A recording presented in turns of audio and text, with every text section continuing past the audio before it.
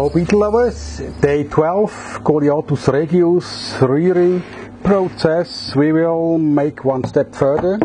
Temperatures very hot here in the beetle garage, 29 degrees, but I had them in my private room that was about 26, so only here in the beetle garage it's hot because the sun is shining to the wall here and it's very hot now in Switzerland. So what happened to our Goliathus regius larvae? I want to tell you a little bit also this time about the rules I use for feeding them, and best is we do it while we just do it. Learning by doing.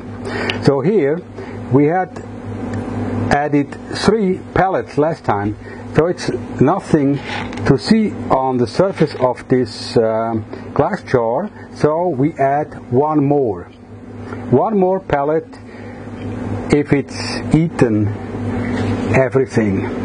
And for each 2 of the pellets I'd make 2 sprays of water. So how much water is it actually? If you want to weigh on the scale here and you ask how many grams it is exactly, I will show it to you. So look at here. We 2 sprays.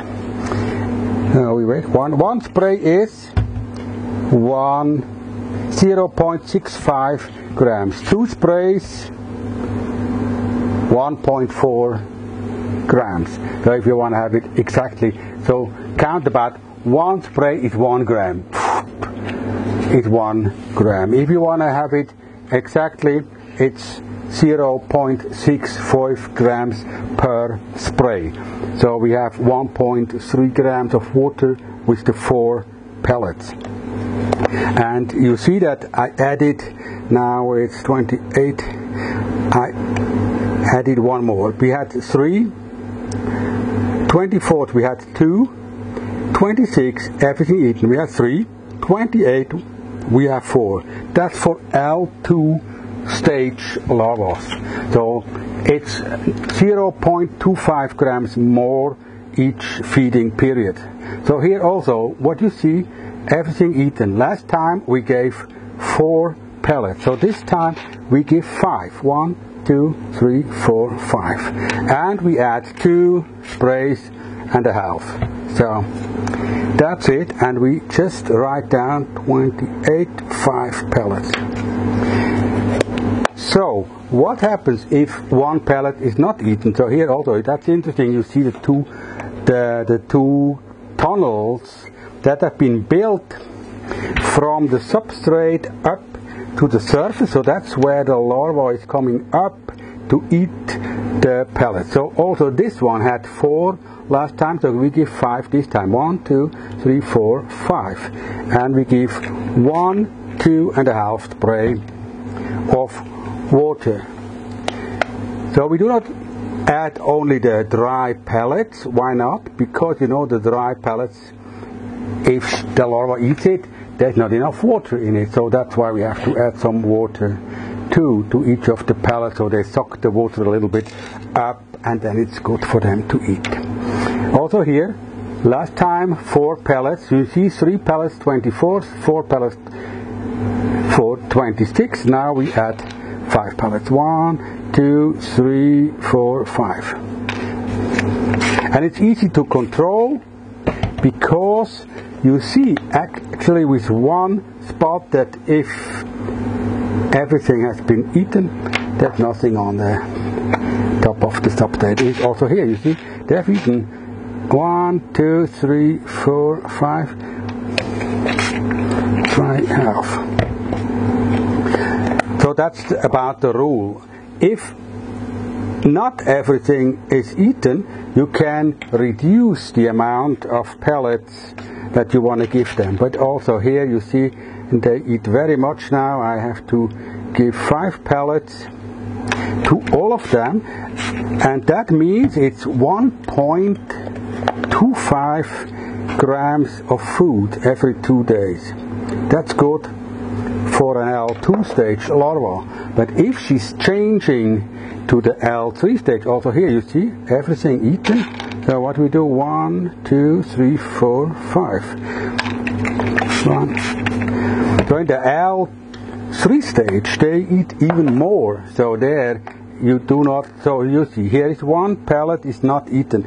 So we had given 3 24s, 4 26, 1 is not eaten. So what we do, we remove this and we reduce the amount.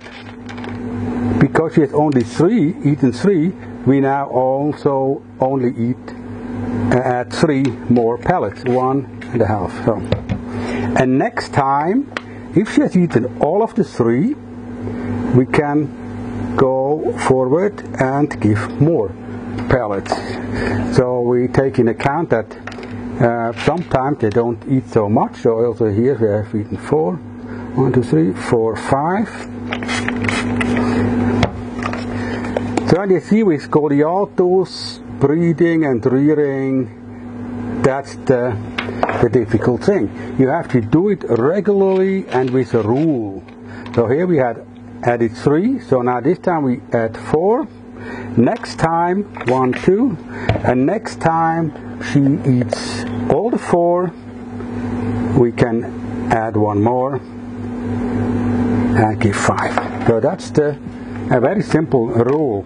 In the stage of L3 we will have to add 3 more pellets each time we come back to them. 24th we have added 4, everything eaten, 1, 2, 3, 4, 5. And 1, 2.5 spray of waters.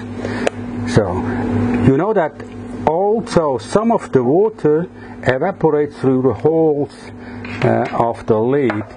So not everything is eaten and drunk by the larva. Here we have 4, so everything is eaten, 1, 2, 3, 4, 5.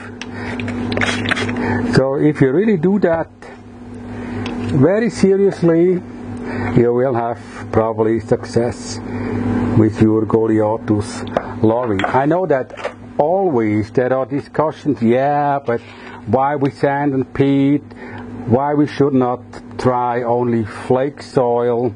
Here's only, we have eaten 3, so we have to eat 4.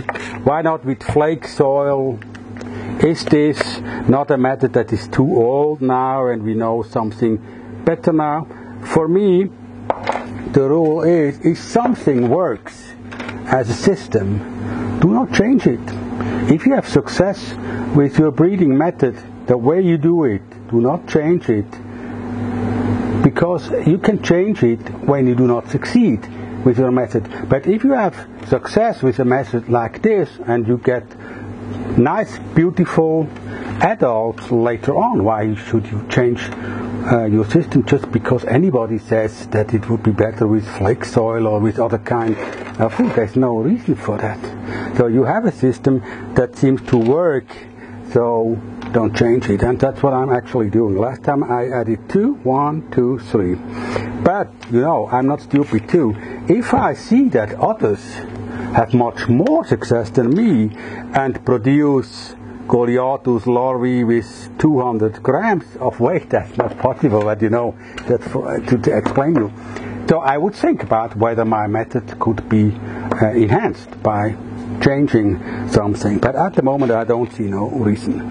4, last time I added 4, everything eaten, 1, 2, 3, 4, 5. Because not every time that somebody tells you something that should be better or that you should have more success, really knows about what it means to have success with breeding, because there's a lot of people who tell things even though they don't know about breeding themselves, just to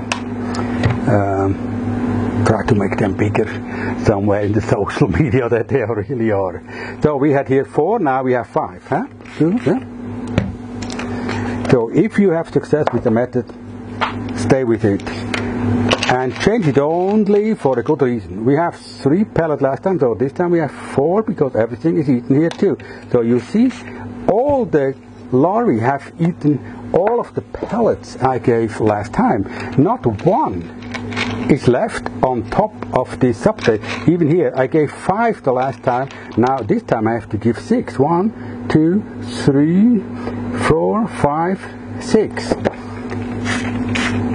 So that's a lot to eat for a small larvae in the L2 stage, also for Goliathus, but you see that they are very hungry now.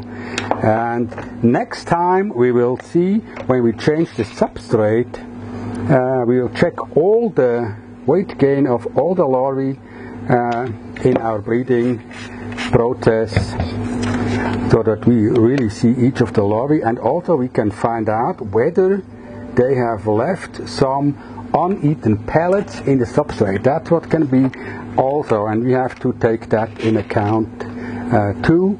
When we feed them, probably sometimes they can leave some uneaten pellets in their substrate. We will find out next time. So here we had 3, so this time we take in 4. Yeah.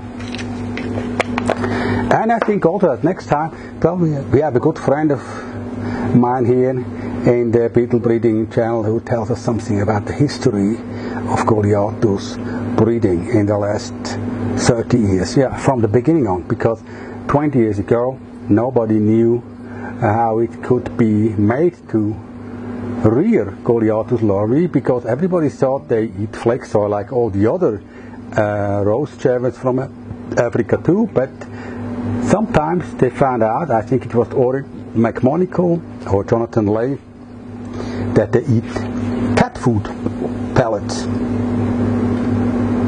So you see that by experimenting of people who really love this insect, the science has gained a lot of information about the lifestyle and life cycles of these famous animals. I mean, Goliathus is the biggest flower beetle of the world. It's one of the most famous in all of the collections of beetle collectors worldwide, and we only know since 20 years about how we can rear and breed them. That's your success as lovers of beetles. Thanks for watching.